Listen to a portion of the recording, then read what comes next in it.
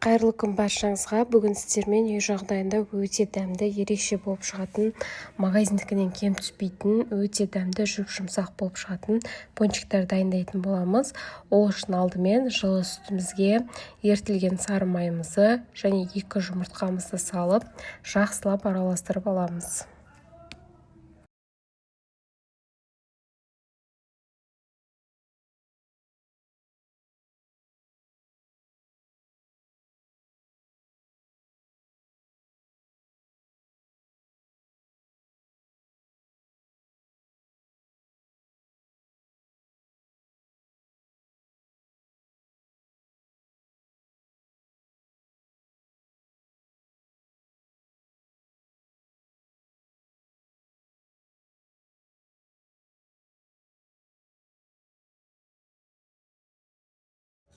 Массамызды жақсылап араластырып алғаннан кейін қантымызды саламыз. Толық рецепт астына қалдыратын боламын. Осы рецептпен жазсаңыздар өте жұмсақ болып шығады. Өзімде бірінші рет жасап көріп жатырмын және ерекше болып шықты. Тұз салдым, тағы да жақсылап араластырдым.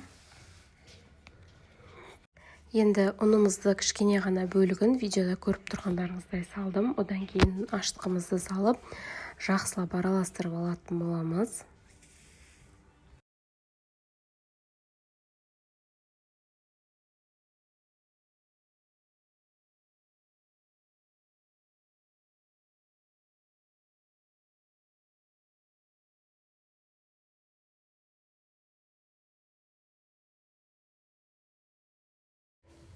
Енді ұнымыздың қалған бөлігіне ванилинді қосып араластырамыз да, қалған ұнымызды салып, қолымызбен жұмсақ етіп, қолымызға жабысып тұратындай жұмсақ қамыр илеп алатын боламыз. Қамырды көп қосу керек емес. Нанымыз жұмсақ болу үшін қамырды аз қосқандарыңыз дұрыс. Осылай ванилинді ұнға салып жақсылап араластырып алдым. Енді осылай барлығын шетінен салып отырып, жұмсақ етіп қамыр илейміз. Көріп тұрғандарыңыздай қолымызға осындай жабыспақ, өте жұмсақ қамыр илеп алатын боламыз. Қамырымыздың бетін жауып 40 минутқа қалдырып қоямыз. 40 минуттан кейін қамырымызды аламыз. Өте жақсы болып көтерілді.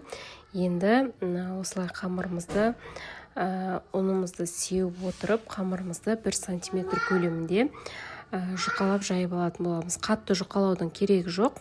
Орташа көлемде өзіңізге қалай ыңғайлы, солай жайсаңыздар болады. Маған қатты қалың емес, қатты жұқа емес, орташа көлемде етіп жайып алдым. Осылай ұнның көмегімен жайып аламыз. Қамырымызды жақсылап жайып алдық. Енді үй жағдайында осындай стаканмен немесе банкының аузымен өзіңізге қалай ыңғайлы, осылай барлығын кесіп шығатын боламыз.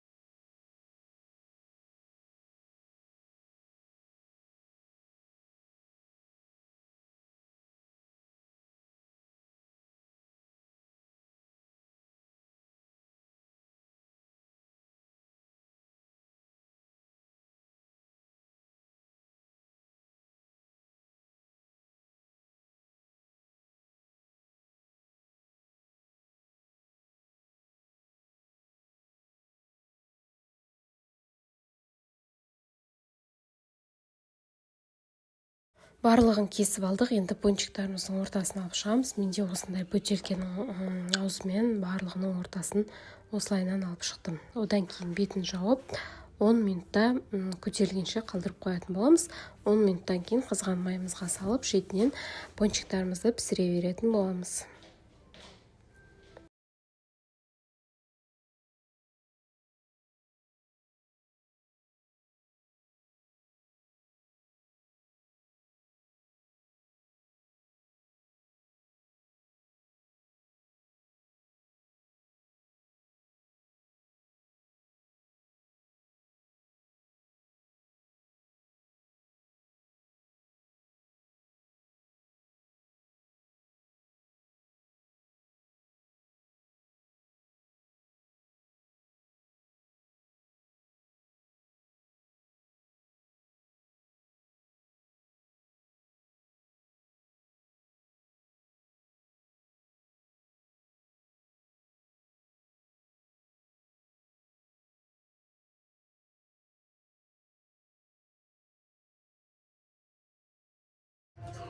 Енді қызып тұрған табамызға орташа отта пончиктарымызды салып бастаймыз.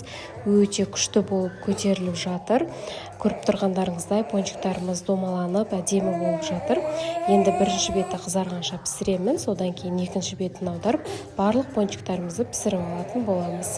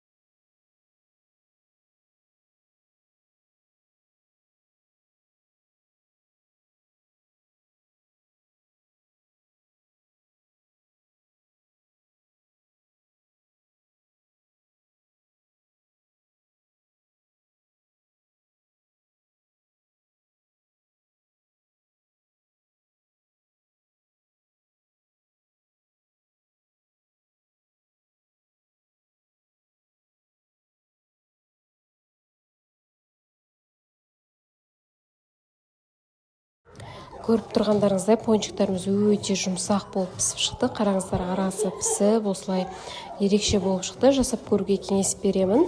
Одан кейін бетін өздеріңіздің қалауларыңыз бойынша сәндесеңіздер болады.